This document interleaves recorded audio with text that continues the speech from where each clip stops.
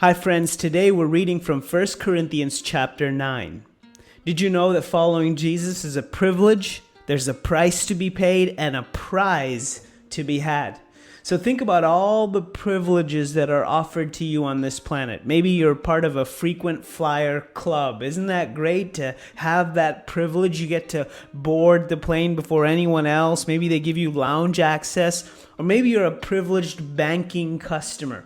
You get to walk into the bank and you get immediate service. The poor schleps who have to wait in line. No, you're privileged. And so you get immediate service. How nice to be privileged.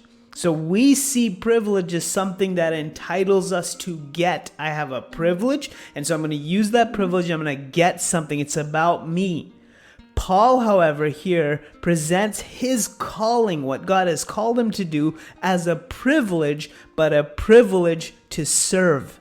Think about it. Where do you consider it a privilege to serve?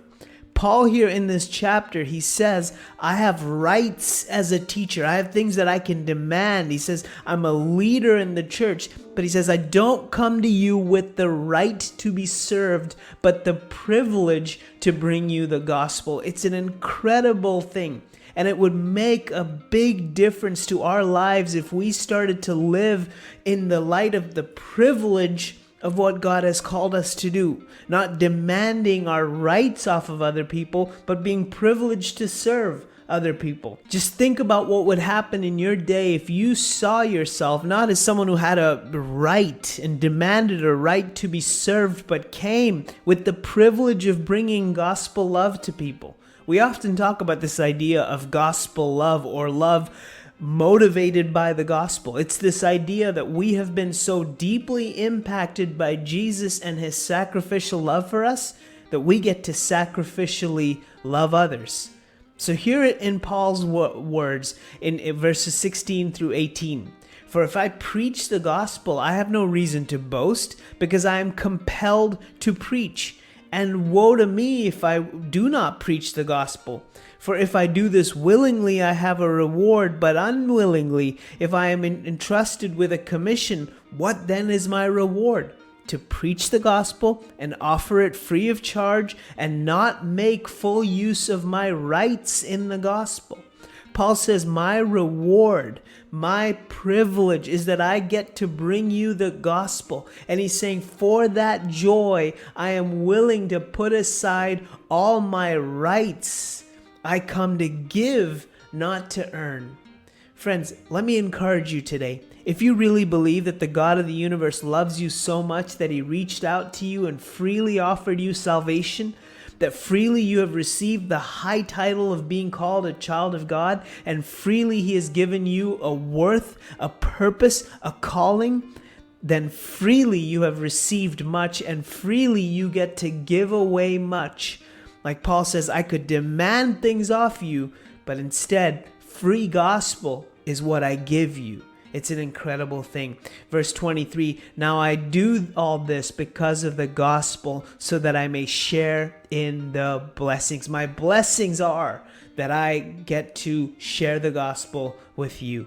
What would that do to your relationships? Think about that. How would that affect your friendships, your marriage, your parenting, at work, where everyone's competing against each other for who's got more rights? Paul says, no. Go and serve and make it a privilege. Now, Paul likens this serving to being like an athlete, which brings me to my second and third point from this chapter. Both the price of the gospel and the prize. And he talks about it in verse 24 to 27. The price and the prize. Don't you know that runners in a stadium all race, but only one receives the prize? Run in such a way to win the prize. Now, everyone who competes exercise self-control in everything. They do it to receive a perishable crown, but we an imperishable crown.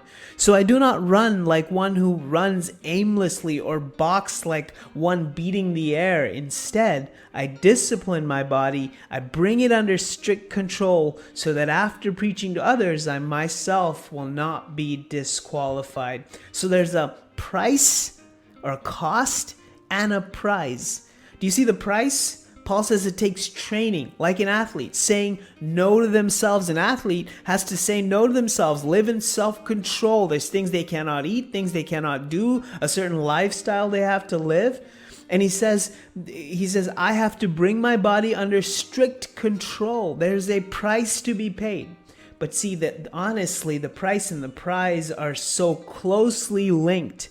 Because Paul says you can live your life shadow boxing, beating the air. You can kind of live your life purposeless, without any intention, just busy work. And the alternative, Paul says, is that all your energy that you spend has no real impact. And Paul says, no, I want to bring my body under control. I want to live with self-control. I want to discipline my body so that I would win the prize. The price to win the prize. Friends, a final price was paid so that we would receive the final prize. The final price was what Jesus did on the cross for us, how he sacrificially died for us. The final prize is to one day get the crown of life, the eternal trophy. When we hear those words from God, good and faithful servant, well done. The privilege, the price, the prize of following Jesus in this chapter is an invitation. Run, train, be like that athlete, Paul says. And now, friends, it's our turn. It's time to stop shadow boxing. It's time to stop just swinging our hands around in the air. All that energy, no impact. It's time to start living out what God has for us. Hebrews 12 verse 1 says, therefore we are surrounded by such a huge crowd of witnesses to the life of faith. That's other people who have counted it a privilege to follow Jesus, who have paid the price to follow Jesus and have received the prize, the eternal reward of being called good and faithful servant. Continuing on, Hebrews chapter 12 verse 1, let us therefore strip off every weight that slows us down, especially the sin that so easily trips us, and let us run with endurance the race that God has set before us. Like an athlete, you think it a privilege? You're willing to pay the price so that you would receive the prize. Take a few minutes now in silence as the music plays. Get your eyes on the goal and then go out and love people. Live the privileged gospel life. God bless you.